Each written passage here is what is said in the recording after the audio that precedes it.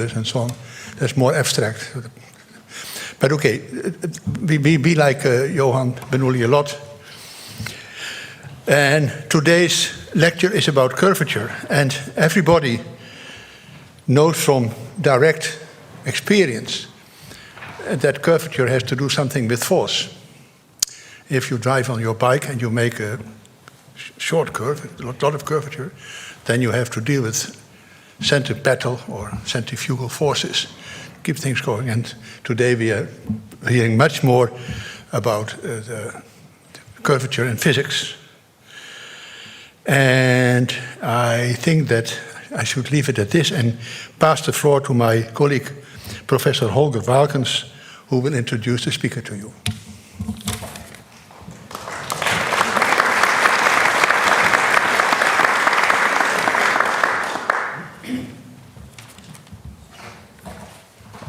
Okay, good evening. I will read, in fact, the laudatio on behalf of our colleague Gert Fechter. So, Professor Jost studied mathematics, physics, economics, and philosophy at the University of Bonn from 1975 to 1980. And in 1980, he also completed his PhD in mathematics at the same university. From 1984 to 1996, he was professor of mathematics at the Ruhr University in Bochum, and in 1996 he moved to Leipzig, where he was one of the founders and director of the Max Planck Institute for Mathematics in the Sciences. He is also an external professor at the Santa Fe Institute in New Mexico, USA. In his research, he deals with questions of pure mathematics, especially in the areas of geometry and analysis, as well as in application areas like the analysis and modeling of complex systems.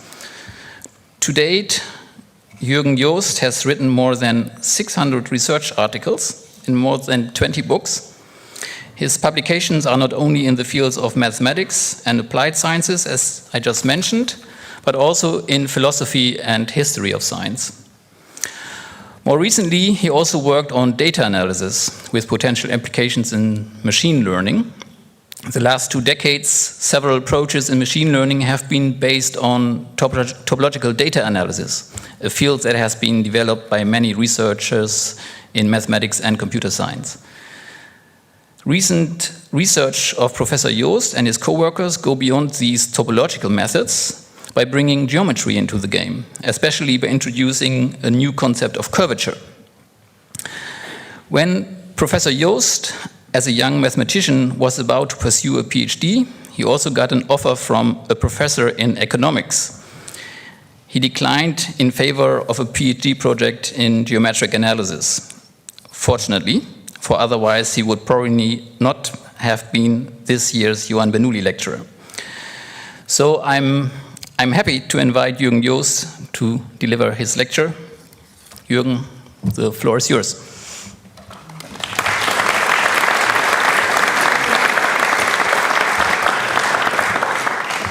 Yeah, thank you very much for the nice introduction and kind invitation, which of course is both a pleasure and an honor for me.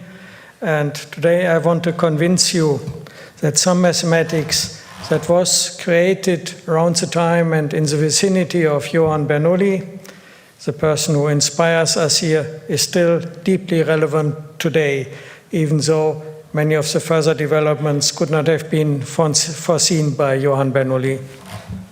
So let's get the slides.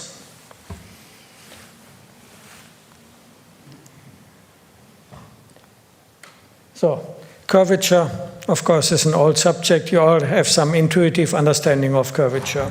What it means that something is curved. Of course, curvature can also have an aesthetic appeal, but it started, of course, just with the curvature of curves. That is somehow also where the name is coming from. Even though, in some sense, in the end, curves will not really be curved. Just higher dimensional objects will be. But let's look at a curve in the plane or in three-dimensional space, which was a geometric situation considered then. And you have very easy definition of the curvature. You just try to fit a circle to the curve as closely as possible, best approximation, and then take 1 over the square of its radius and define that as a curvature. Of course, that's a little arbitrary, but that's how it was defined. And then you can see curvature also tells you something, namely how much the curve can be made shorter if you replace a part of it just by a straight line. The larger the curvature, the more the curve can be shortened. In particular, the smaller a circle is, the larger its curvature.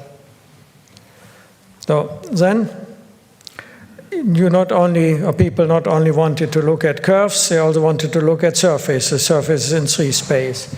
And then one was using the tools developed in particular by Johann Bernoulli and then his student Leonhard Euler.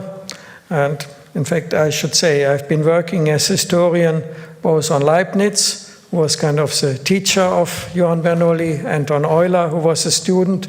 I've not yet really worked on Johann Bernoulli myself, but perhaps I should, because of the important role that he played.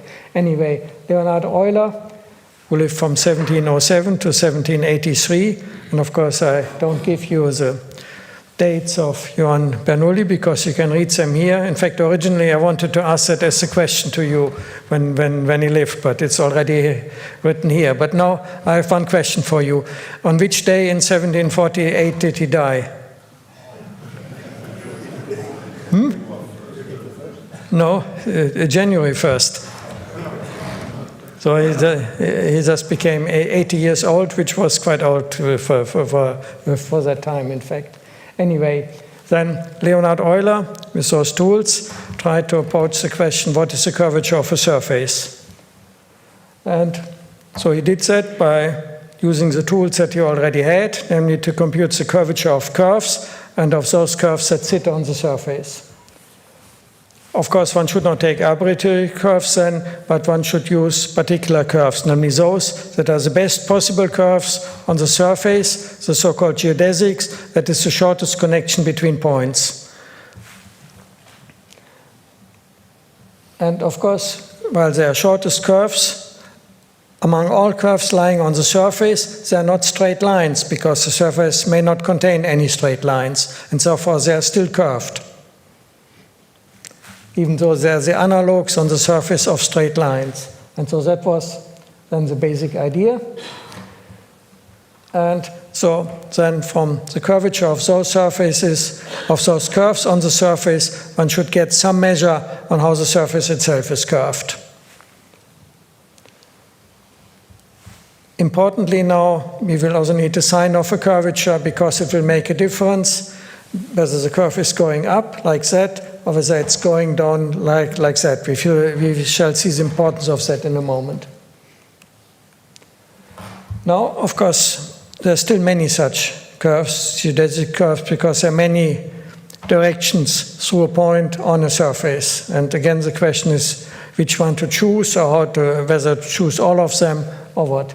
And so there are 2 possibilities. As you take the average of the curvatures of all these curves, and that gives us something which is called mean curvature, which I will mention and describe briefly, but mainly we will look at the other curvature, namely you take that curve that has the largest curvature, and you take the curve that has the smallest curvature and take their product, and that is the Gauss curvature.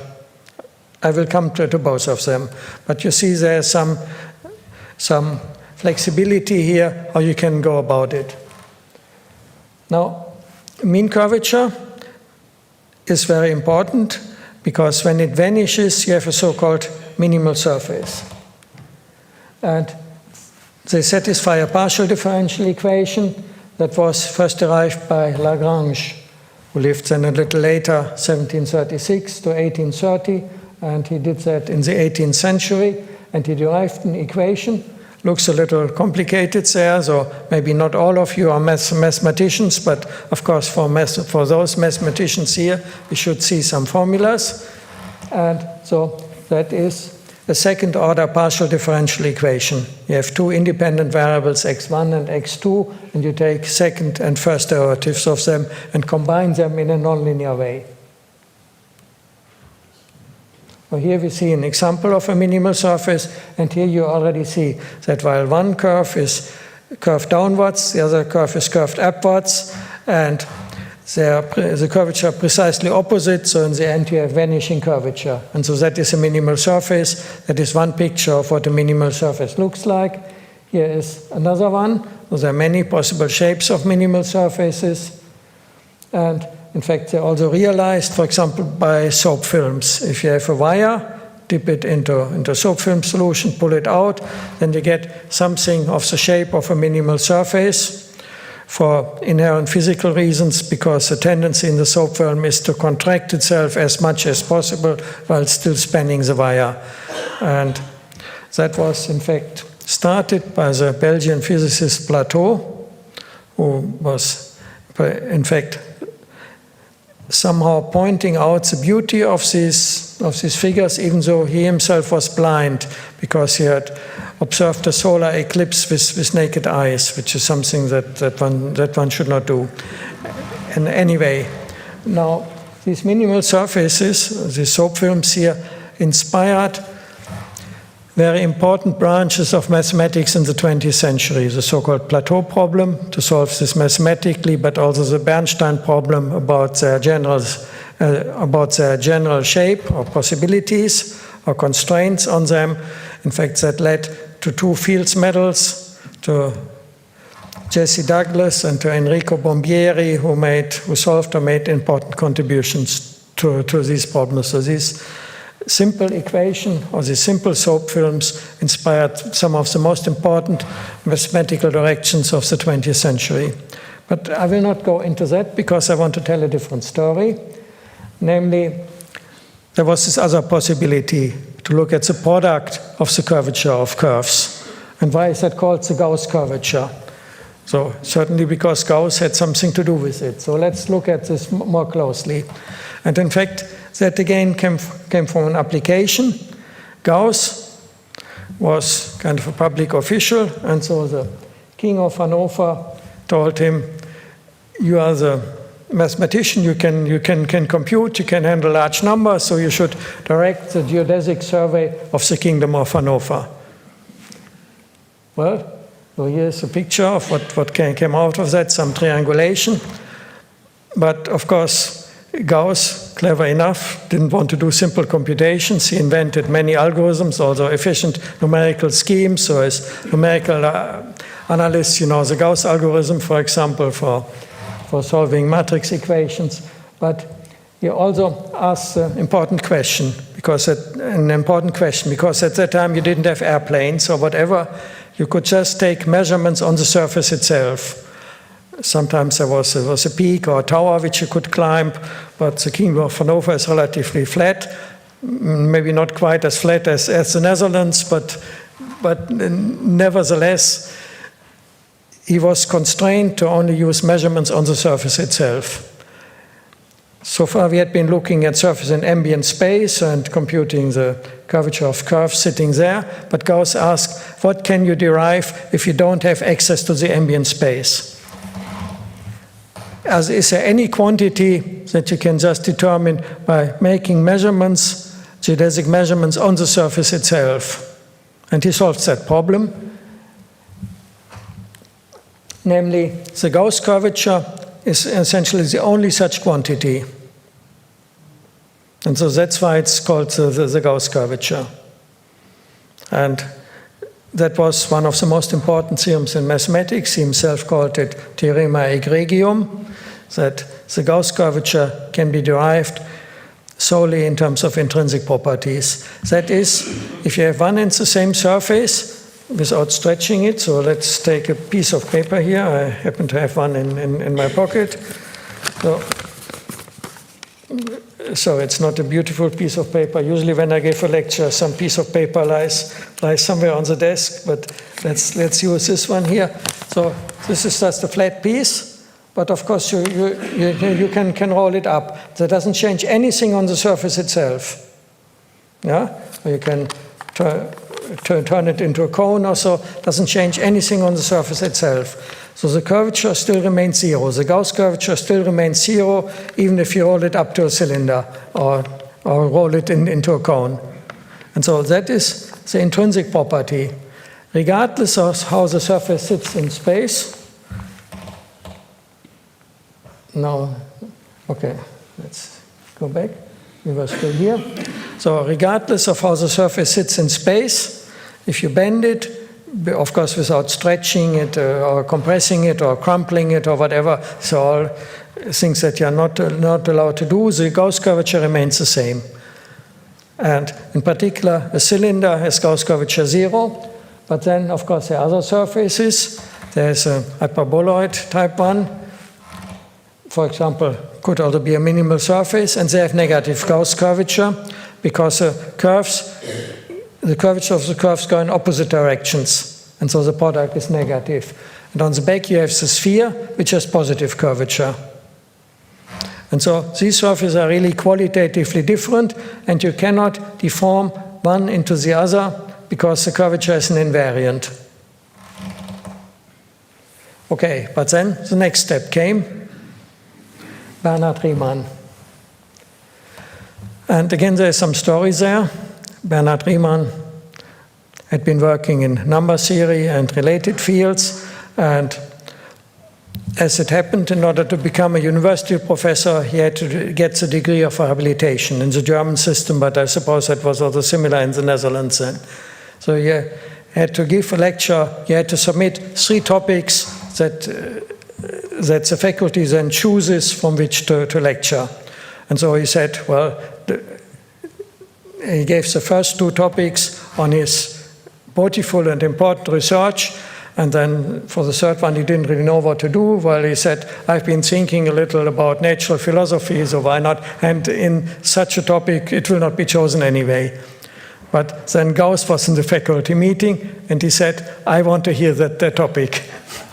Yeah, and then Riemann had some difficulties because he just had a few weeks' time, strict time limits, and within these few weeks he had to develop a completely new subject. But he did that beautifully. And eventually, of course, he also became a professor in 1859. So when Gauss had retired, Dirichlet became his successor, but Dirichlet then died, and then Riemann got his position. So how did he go about that? First of all, introduce the abstract concept of a manifold of any dimension. That is an object that does not care about whether it's embedded into some Euclidean space. First of all, any dimension, not just 2 or 3 dimensions of our everyday life, but there is no requirement there that it be embedded into any space, just something that is intrinsically defined on which you can take intrinsic measurements. And so measurements just mean that you can compute the lengths of curves and the angles between them. And so for curves, smooth curves, you need to measure the lengths of tangent vectors and products between tangent vectors, so you have a scalar product here. So you just take some product of tangent vectors, but you contract them with a tensor, which is called lower Gij, but we will come to some important aspects there. First of all, this metric tensor is the only quantity that you have at your disposal. That is what you take the measurements of. You can measure lengths and products and angles, but nothing else. Just have that tensor that defines your Riemannian manifold. And then, of course, again, there's a question of determining invariance, because the tensor somehow depends on the coordinate description. As a map in an atlas, how you project it, whether you use a Mercator projection or one that was invented by the guy that you see in the back here, perhaps, who made important contribution to cartography. It depends somehow on the presentation, but again, you want to have something invariant. That does not depend on how you choose your local charts or your coordinates or so. And then Riemann arrived by computation at this quantity, which may look a little frightening, and we will later on come to simpler descriptions, but I want to show that to you. So again, it comes from first and second derivatives of symmetric tensor. Some contractions and so on. There's some mathematical shorthand notion involved here, but that is a quantity, that is a Riemannian curvature tensor. But if you have a surface, then there is essentially just one such quantity, and that is a Gauss curvature. So you see, Gauss curvature was not just important for practical purposes, for its geodesic measurements, but it led in the hands of Riemann to one of the most important insights in the history of mathematics, namely that you can generalize it to arbitrary dimensions and that you get invariance that can tell you about the shape, whatever that means, of a Riemannian manifold. And from that, in particular by certain constructions, one computes sectional curvatures, that is, one evaluates that on tangent planes, so I will use a little mathematical jargon here. So you evaluate it on tangent planes, and then you get the fundamental invariance, the sectional curvature. And since a tangent plane or plane is generated by 3 points, then somehow sectional curvature should be 3-point invariance, not just 2-point invariance, but 3-point invariance. That is, you need to compare the relative positions of 3 points, and that will be an important guiding principle for us later. But then people developed it further, in particular the Italian school, Gregorio Ricci and his students made important advances, so they defined other curvature quantities, so they contracted it. So to remove 2 of the indices, that you have only 2 indices, that gives us a Ricci curvature, and if you want, you can contract it further, then you have a quantity without any indices, the scalar curvature. So why does one do that, and why is that important? But first of all, now Ricci curvatures are evaluated on tangent directions, and the direction is somehow determined by 2 points, an endpoint, a starting point, and an endpoint. So these are 2-point invariants, and the scalar curvature is just at a point, so it's a single-point invariant. Yeah. We have also been working a lot on applying Ricci curvatures, and so therefore, for that, this is quite important. But again, that is not something that I will go into here in much detail and in much depth, because I want to point out something else. Namely, that this has become fundamental in an unexpected way. One can speculate that Riemann himself had already some insight in that direction. He made a cryptic remark at the end of his habilitation address, and he had some private notes on natural philosophy, but this can be disputed how much insight Riemann already possessed in that direction.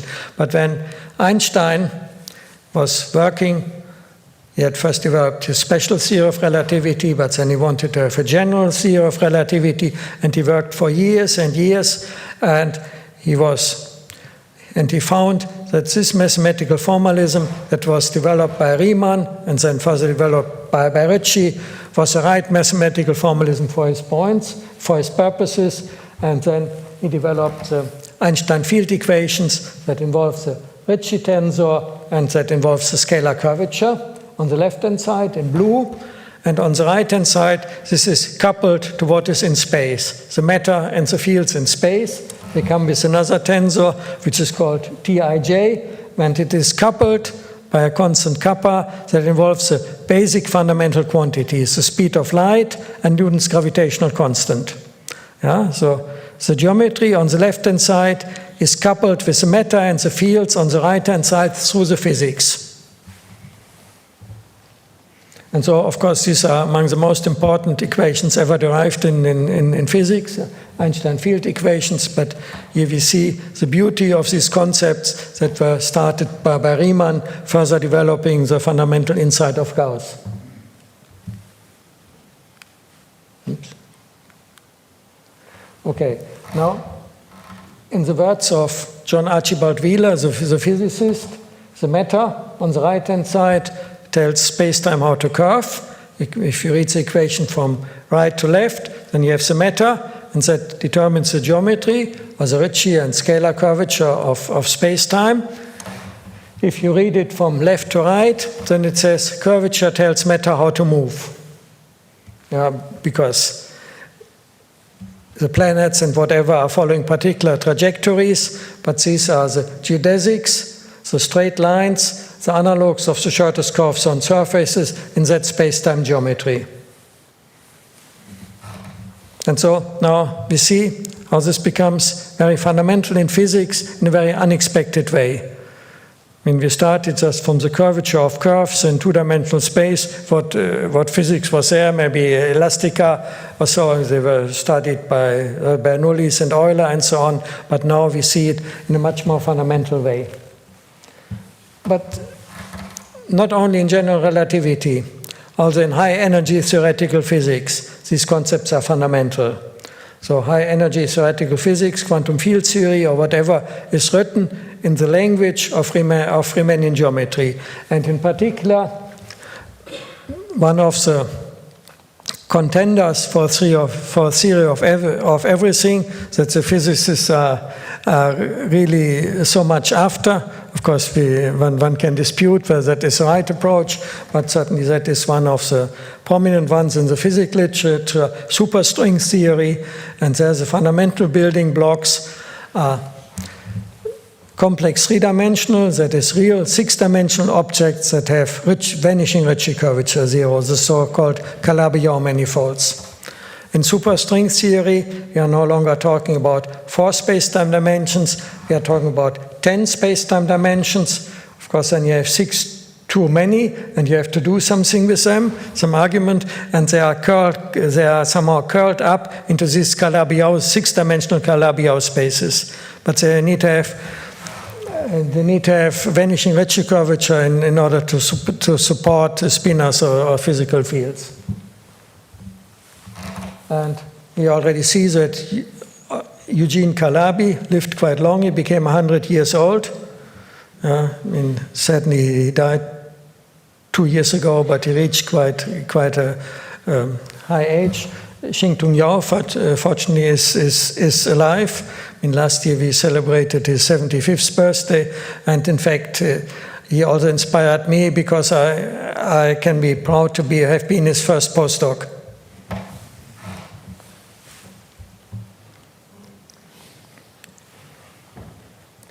Anyway, but the curvatures are not only important in physics, but of course clearly also in mathematics itself.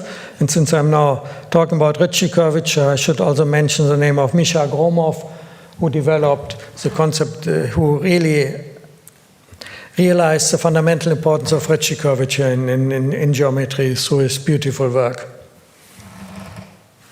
Of course, he also did much about sectional curvatures, and we will see his name come up later on again. So now, again, Ricci curvature has a sign. On one hand, you could have positive Ricci curvature, and if you have positive Ricci curvature, you have many constraints on the manifold. In particular, the larger the Ricci curvature in positive terms, the smaller the manifold has to be. The same with our circles in the beginning. The more they were curved, the smaller they had to be. And that still pertains to Ricci curvature. And there are also other aspects. For those people who do stochastic analysis, you have a random walker here, you have a random walker there, and you couple them. When one of them moves left, the other one also has to move left. When one moves right, the other one also has to move right. You let them run, and on a manifold of positive Ricci curvature with probability 1, they will eventually meet. So they get closer to each other. So that is a fundamental aspect of positive Ricci curvature. Negative Ricci curvature, I should say that, doesn't impose any constraints, because my own first PhD student, Johann, in his thesis proved that any manifold of dimension at least 3 can carry a metric of negative Ricci curvature. So it doesn't imply anything. Anyway, but I want to come back to sectional curvature, because somehow that is, for mathematical purpose, still the more important concept. So as I already said, the sectional curvatures were introduced by Riemann, and they're evaluated on 2-dimensional tangent spaces. And if you know all the sectional curvatures, then you know the metric completely.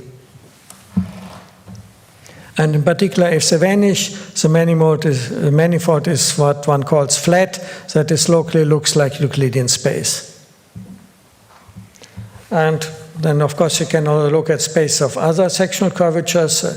In principle, it can vary from point to point, but of course, the most natural spaces are those where the curvature is the same everywhere. These are spaces of constant sectional curvature, and they are basic model spaces in geometry. So spheres naturally have constant sectional curvature because of the symmetry.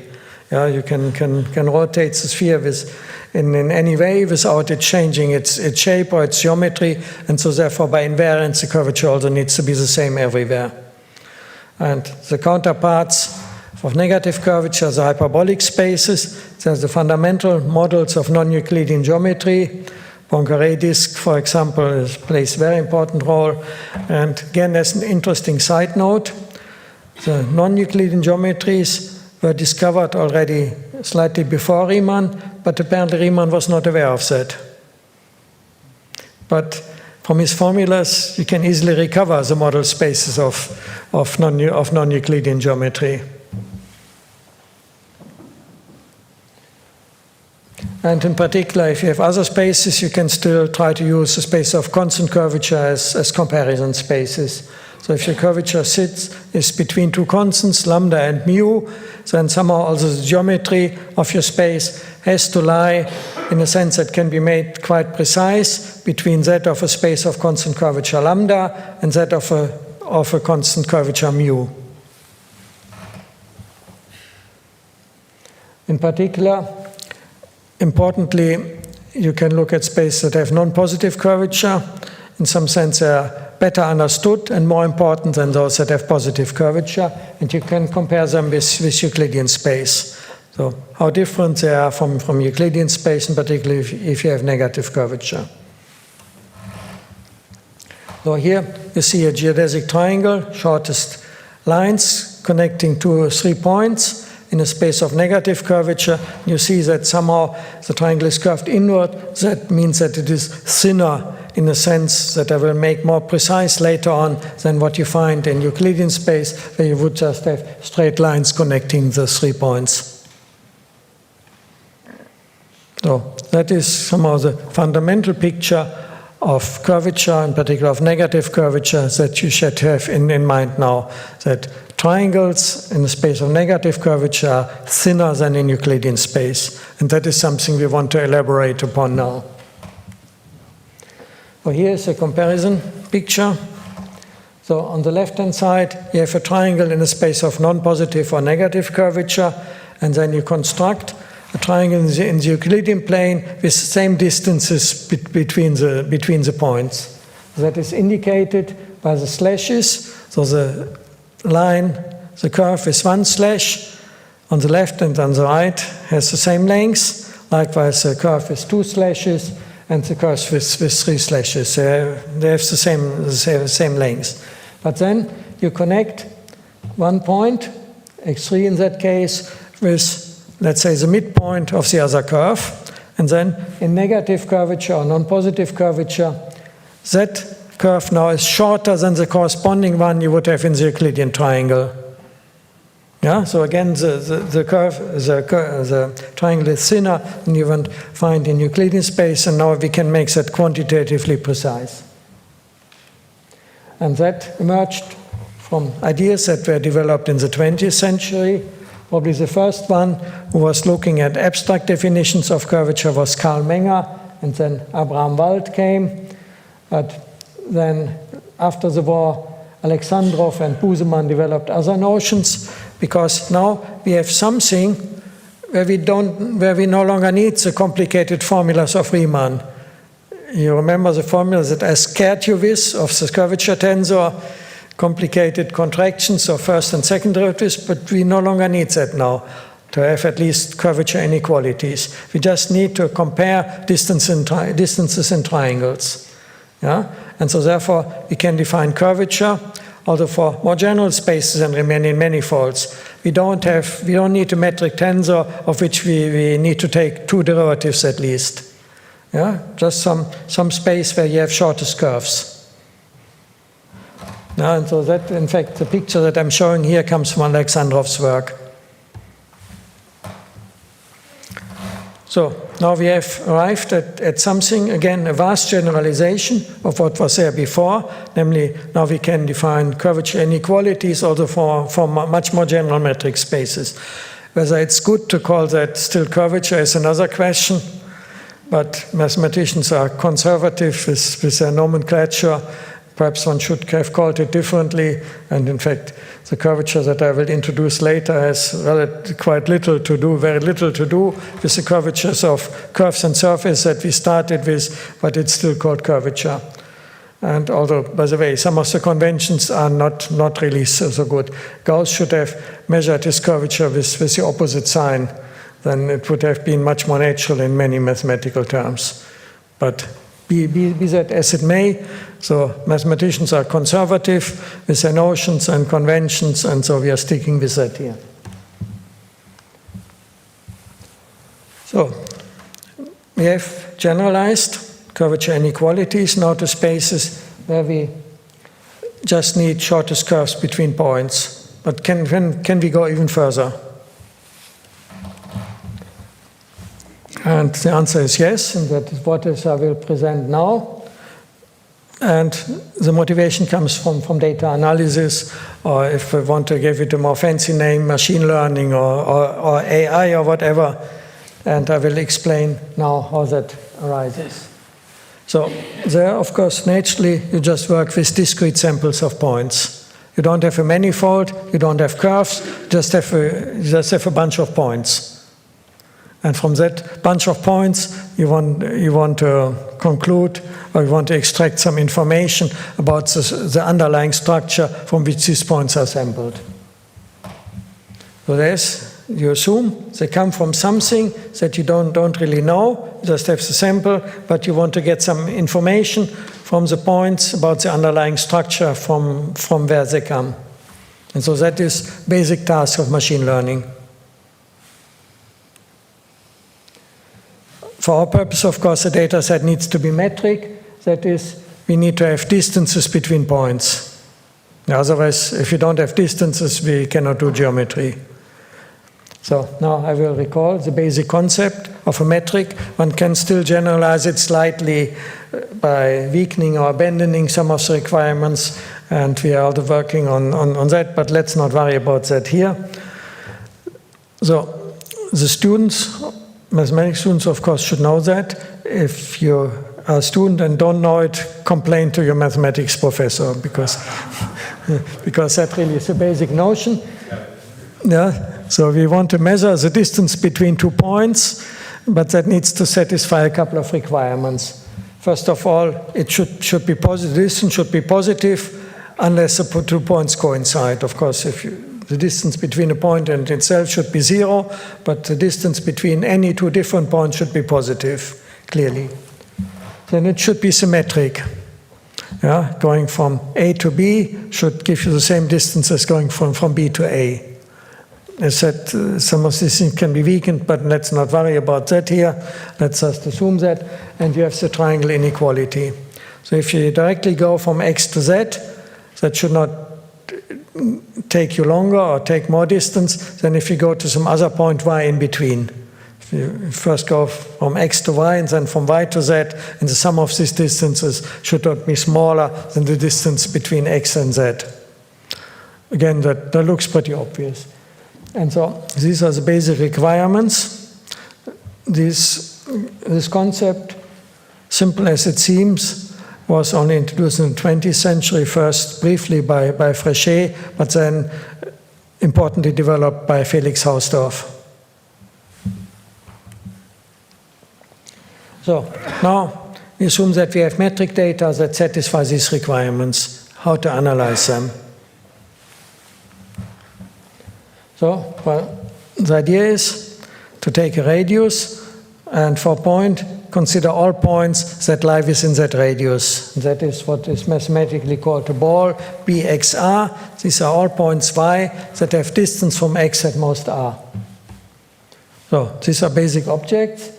And then the key idea is to look at the intersection properties. How points about different centers, the same or different radii intersect.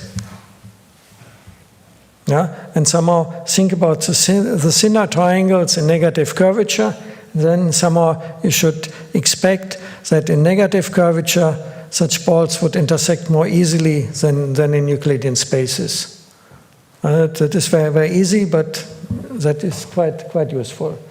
So now let's look at the question. So we have two geometric objects, not just the points, but something in between also. So on one hand, we have a tripod, where we have a point M. That is at the center of everything. It's called a median also. On the end, you have a triangle, where you just have the three curves connecting x1, x2, and x3. Nothing else, just this configuration of lines. These are our basic geometric objects, and the question is how to distinguish them. Well, they are obviously different, yeah, but how to make that formal? Well, so let's assume that the distance between any two of those points is 2r in either configuration. And so in particular, if you take a ball of radius r around any point, then it intersects the ball of radius r about any other points, here in precisely one point on the left-hand side. The pointer doesn't really work. I'm pointing in the wrong direction. Anyway, so on the left-hand side, these three balls just intersect in a single point, the median, whereas on the right-hand side, every intersection is different. These are the red points. Again, this is very simple geometry. So in the tripod, we have a triple intersection, but if you want to get a triple intersection in the circle, you have to take balls that are twice as large.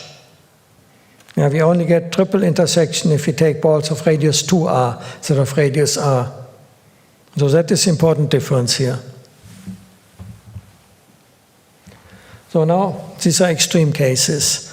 And in general, in all such situations, you can find some lambda, which is between 1, the tripod case, and 2, the circle case, so that you get a triple intersection. And somehow, this is our way how to measure curvature. So this lambda essentially quantifies the curvature. The smaller lambda, the more negative the curvature is, the thinner the triangle is, and in fact you can consider the tripod as a triangle that is infinitely thin, yeah, where all the sides are really shrunk in the most extreme manner.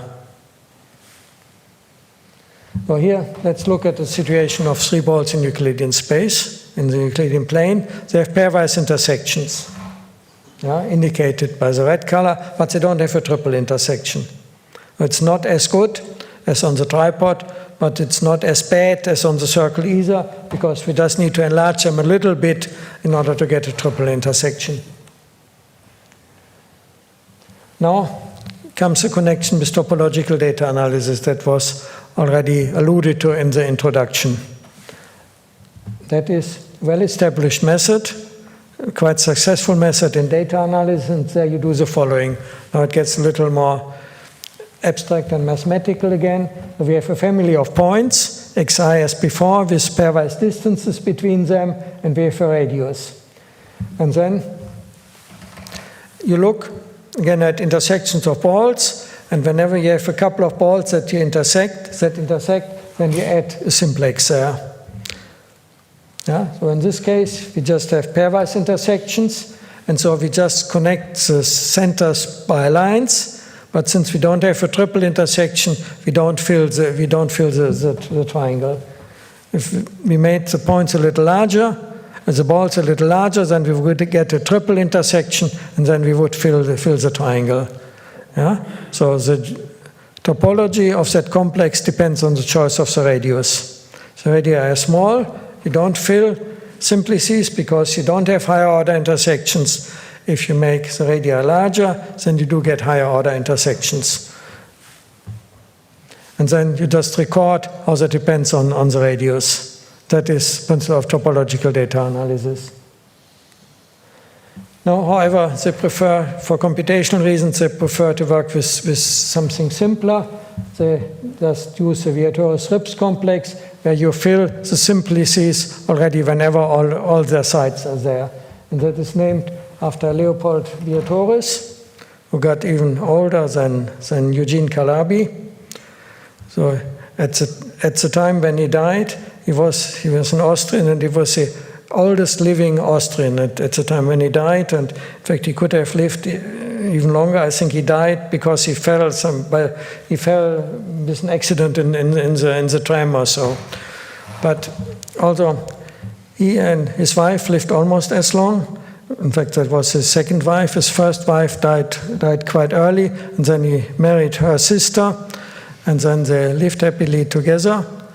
His wife also got well over 100 years, and at the time, they were also when she died, a few years before him, they were also the oldest married couple in Austria. So somehow geometry can lead to high age. I mean, as we see, Johann Bernoulli already at that time, when the life expectancy was much shorter, became 80 years old, which was really high then. Anyway, so in topological data analysis, you will work with the Vietoris-Rips complex, and then you look at larger scale topology of the resulting complex. But let's come up with another mathematical definition, which was created in the 1950s by Aronshine and the student Panich Bhakti. We call a space hyperconvex if for any family of balls, if you have radii that allow for pairwise intersection, the sum of the radii has to be larger than the distance between the 2 points, then you already get the intersection of all of them. It's a very strong requirement. So it's not just convexity, it's really hyperconvexity. So, of course, if you have curves in a space, then this radius inequality just means that the two balls always intersect pairwise. Yeah? So the point is, when balls intersect pairwise, they also have a common intersection. And again, this is a very strong property. So, in other words, balls that can intersect do intersect in a hyperconvex space. But for us, now this is an important model space, because this is the most extreme situation with which we can then compare everything else. Remember the tripod. And if you think a little about it, the tripod did satisfy this condition. Or putting it the other way around, hyperconvex spaces are tripod spaces, because tripod space means that you always get triple intersections. But here you even get higher order intersections. So again, then we look at this topological data analysis. We have these simplices. And if you have a hyperconvex space, they are automatically always filled. There's what as topologists express it, there's no local homology, there are no non-trivial Betti numbers, except in dimension 0 and whatever. So that is the two complexes that we had carefully distinguished formally coincide for hyperconvex space. The Czech complex and the Vietoris-Rips complex are the same. So now our notion with the lambdas that generalizes that. So for hyperconvex space, we take lambda equal to 1, but we just take the lambda, the worst lambda that you can have for intersection properties of balls, and we define curvature in that way, but it connects to the classical concept.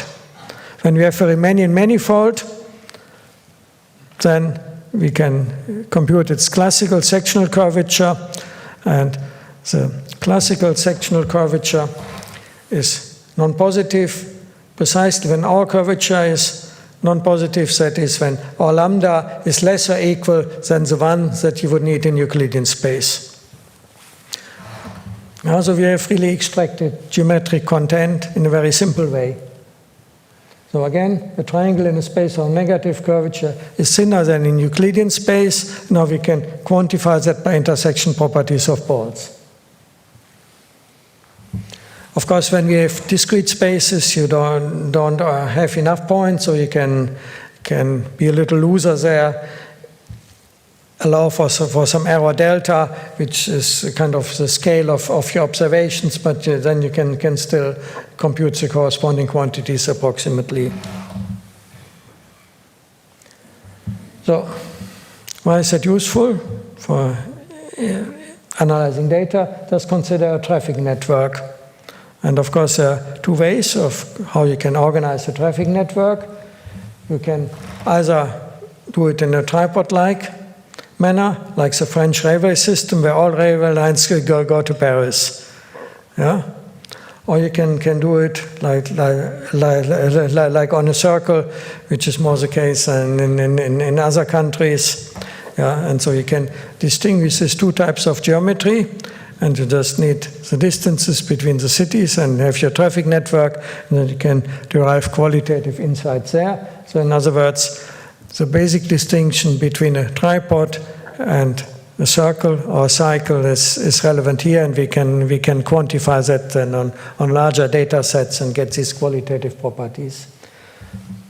Now, let me have some conclusions. In the end, I will do I have a few minutes left, and after the conclusions, still I will show you some machine learning pictures. But let's first draw some mathematical conclusions from our analysis. So, curvatures encodes the fundamental features and yields a basic invariance for Riemannian manifolds, as already discovered by Riemann, but also for more general metric spaces, and as more recent developments show. Then, now importantly, while metric distances just relate 2 points, curvatures relate 3 points. And so that was what I pointed out already earlier. Sectional curvature somehow, abstractly speaking, are 3-point invariant. So it's natural that you need to construct 3 points invariance also in general spaces. And so such 3-point invariants are now needed to extract the geometric structure of metric spaces. Of course, you could ask, maybe higher order invariants might also be useful, and probably they are for more general metric spaces that are more general than Riemannian manifolds, but here already we see the power of 3-point invariance. And as I pointed out, the smaller the curvature, the more easily distance balls intersect, have a common intersection when they can intersect pairwise. And somehow the construction that I'm proposing here translates geometric inequalities between distances into topological intersection properties, because then from the topology of the intersection pattern, you can extract invariance. One can formulate that in more general terms, but I think that gives the idea already. So now, let me show you some of the tasks or some of the constructions in machine learning where such geometric ideas play an important role. So here, unfortunately, it's not very visible, but here you have points coming from the skeleton of a mammoth, elephant. Yeah? So I guess you see the legs, and if you have a very sharp eyesight, you may even see the tail, but you should also see the trunk and perhaps even the tusks. So of course, this is a picture in 3-dimensional space, chosen so that you can imagine it. Typically, the data that we get come from very high-dimensional spaces.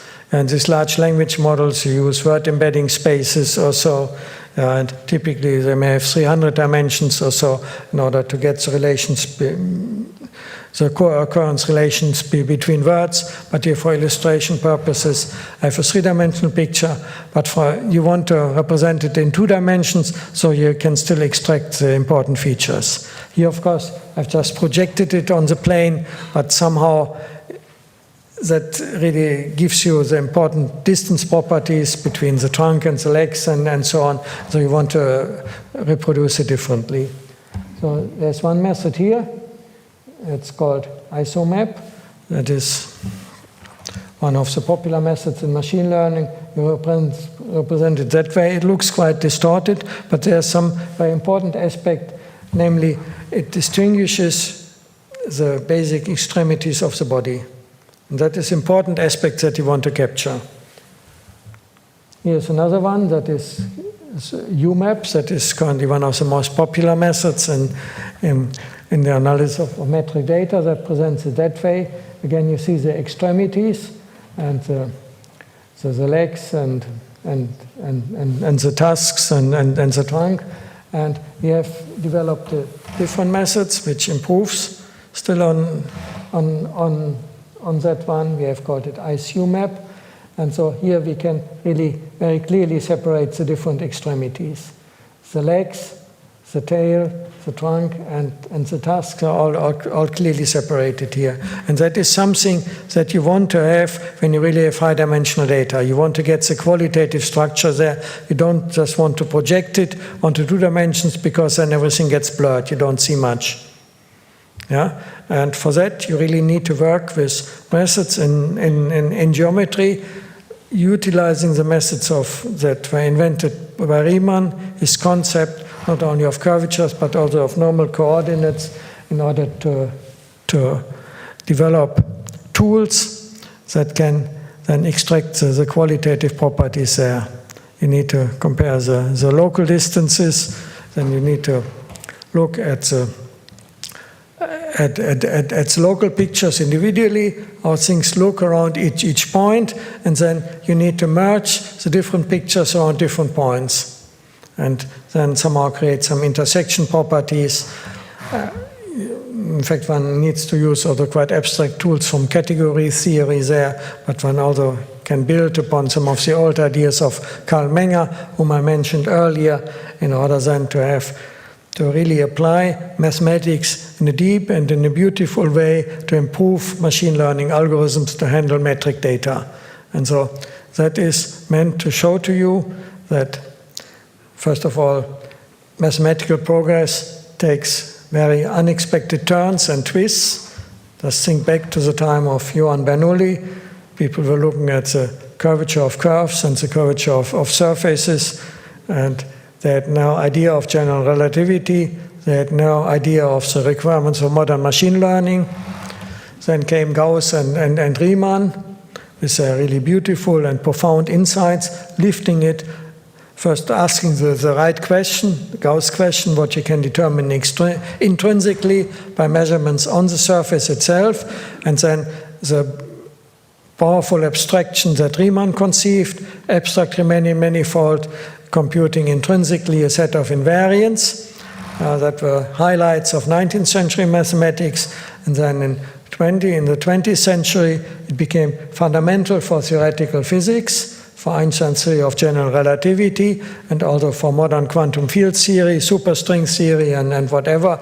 And now in the 21st century, we see another important development, namely how it becomes important now in computer science, AI, and whatever, by giving us a power to develop good machine learning tools. And with that, I want to end and thank you for your attention.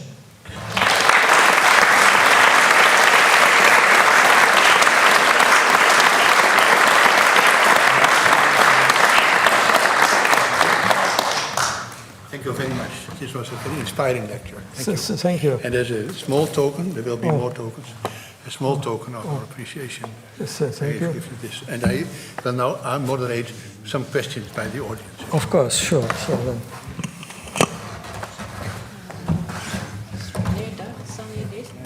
Ik loop naar de mensen toe. Goed, ja.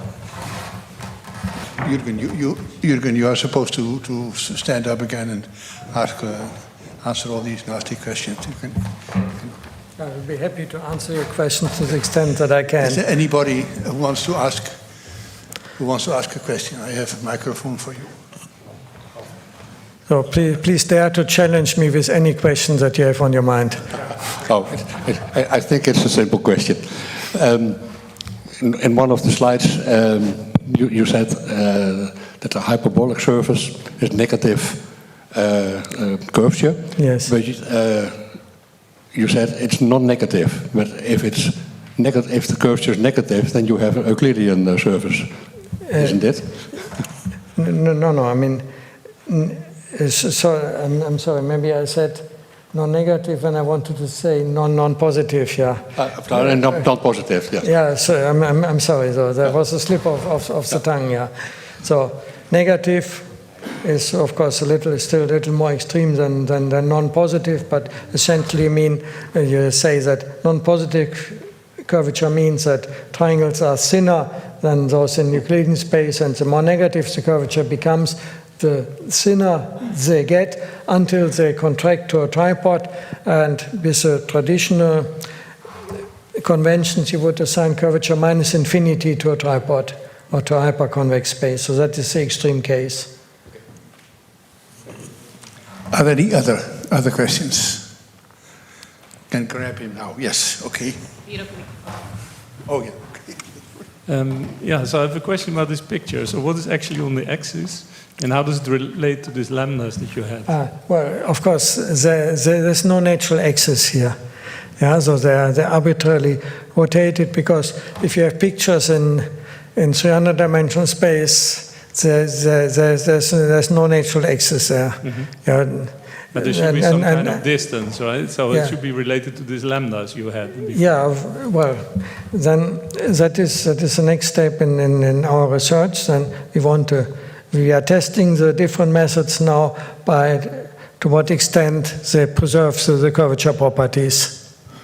Yeah, so I mean, I showed you different pictures here, and of course you can argue which one is better and which one is worse. Yeah. So it's more a question like, how do you get this picture from the data? Okay, so let me then explain the basic principles of these methods. So first you take each point, you look at its k nearest neighbors, and you connect them with the center point. Then you normalize things, because in high-dimensional space, typically everything in the ball is concentrated near the outer hull. So you normalize things, you subtract the distance to the closest point, and then you have the problem that maybe from your underlying object, somewhere the points are denser and somewhere they are less dense, so you also need to normalize it. Then you have a couple of local metrics. Yeah? But now the local metrics are no longer compatible with each other, so you need to merge them. Then you need to define some notion of how to merge different metric spaces. And by the way, in those metric spaces, you put every distance equal to infinity that does not connect a point with one of its nearest neighbors. Yeah? And so you have generalized metric spaces, but for each point you have one, and you need to merge them. Then you develop some abstract tools from geometry or categories to have a merger there, and you have rearranged your space, and then you use an algorithm to represent that space, this big graph, in 2 dimensions, some Dijks, it's important. Dutch mathematicians, the Dijkstra algorithm, and then you need some other criteria to optimize that. It's very clear that you know the answer to this, and I suggest that you continue this discussion during the reception or by reading a paper that can suggest to you. No, but I mean, just come to me afterwards and I'll tell you more about that. Yeah. Okay.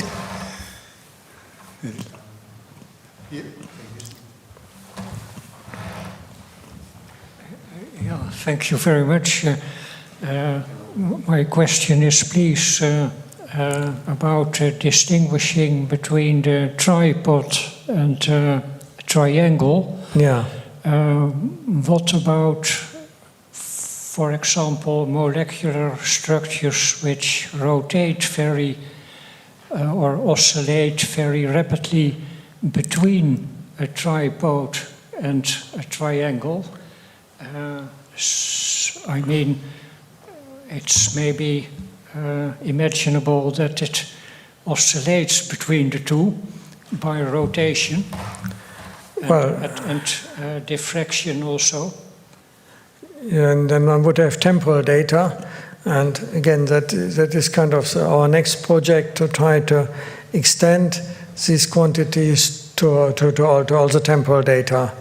I mean, in general relativity, somehow it was already done, because I didn't really say that, but the concepts of metric and curvature were generalized to space-time, so where some directions are positive and others are negative. So there's some recipe already to handle temporal data. But then the next step would be to also extend these concepts to temporal data, which, as you are suggesting, is quite important in many applications, because data data need not necessarily be static. I would allow for one more question if there's anyone. You mentioned distances on a triangle as a way to replace the metric, but how can we calculate distances on a manifold without using a metric in the first place? Well, I mean, if you have the metric on the manifold, then you compute distances by, first you need to compute the length of a curve. Yeah, but then you measure the length of its tangent vectors along the curves, you integrate that along the curve, and then among all curves connecting 2 points, you have to determine the shortest one. And that, in fact, is a basic problem in the calculus of variations. I should have mentioned that because this was something that was, in fact, started by Johann Bernoulli. He didn't quite look at the variational problem of finding shortest curves on surfaces, but that kind of is amenable to the general methods, to the methods that Johann and Jakob Bernoulli and also Leibniz and Newton developed at that time when they were looking at the famous Brachistochrone problem. Yeah, so from a Riemannian metric, it's not immediate. You need to do some additional steps. You need to compute the length of curves from infinitesimal to local. Riemannian metric is an infinitesimal principle, but you get local quantities by integration. And then you have to solve a variational problem to find the shortest curves there. In our setting, it's kind of easier because you already are given the distances between the points. Usually, I mean, if you do data analysis, the points sit often in some Euclidean space, yeah, which is completely arbitrary and much too large. But it comes just because you take measurements in different directions, and so then you have natural coordinate systems. You have points in some Euclidean space, and then in that Euclidean space you compute the distances. But typically, the points do not fill that Euclidean space. They just fill a low-dimensional subset, but that low-dimensional subset may be curved and stretching in many ambient directions, and you want to identify that, and that is what is called manifold learning. So somehow, again, you have an idea from Riemannian geometry that somehow the points that you have sit on some Riemannian manifold that has comparatively small dimension to the high dimension of the Euclidean space. You want to identify that manifold. And then again, you use methods developed from Riemannian geometry to identify that manifold. And when you have that, then maybe you have reduced the dimension from 5,000 to 300 dimensions. Then you want to visualize that, and then you need some such methods as I've tried to indicate in the end to represent it as well as possible, capturing the important qualitative features in 2 dimensions. Okay, yeah, there's one more question, but I think we should, yeah. There's a lady there who would like to ask a question because, okay. Don't give a reasoning. It's just a follow-up, thank you. It's a follow-up to what you just mentioned. I was wondering, when you talked about the Riemannian manifolds, is there the only way by computing the covariance matrix to get there, or do you find geodesics computed in a different way? Well, I mean, in manifold, so first of all, the concept of Riemannian manifold is important. Yeah, so let me try to give a more general answer. Because if you assume that points sit on a manifold, then you can interpolate. So Riemannian manifold, while it's globally curved, locally it looks like Euclidean space. So if you have a couple of points, then you can locally interpolate between them. If you have singular structures, whatever, intersecting objects or so, then your sample points typically don't capture the singularity, so you cannot interpolate.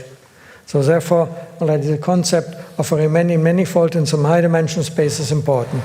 Then the question is how to recover that. And from the data, you approximate it again by a graph. You take samples from the manifolds, that is what you have, and you connect points that are sufficiently close together, for example, k-nearest neighbors of a point, by straight lines, and then you have a graph. Yeah, and then somehow, when you sample more and more points, this graph should in some sense approximate the underlying manifold, and you need to make that precise. And for that, for example, one studies eigenvalues and eigenfunctions of Laplace-type operators on the graph, and you can show then by mathematical techniques that this high probability 1, eventually they converge to the corresponding objects on the manifold. And then you reconstruct the manifold from this indirect data that you have. That is currently the best available technique. Of course, now in computer science, you have also others. You have these variational autoencoders and so on that can also reconstruct manifolds. But at present, these things are not yet as transparent as the mathematical methods that I've tried to describe here. Thank you. Thank you. I'd like to close the discussion and invite you all to reception, which will be below in the Spiegelzaal. So please come and have a drink and harass the speaker with all your questions. Thank you.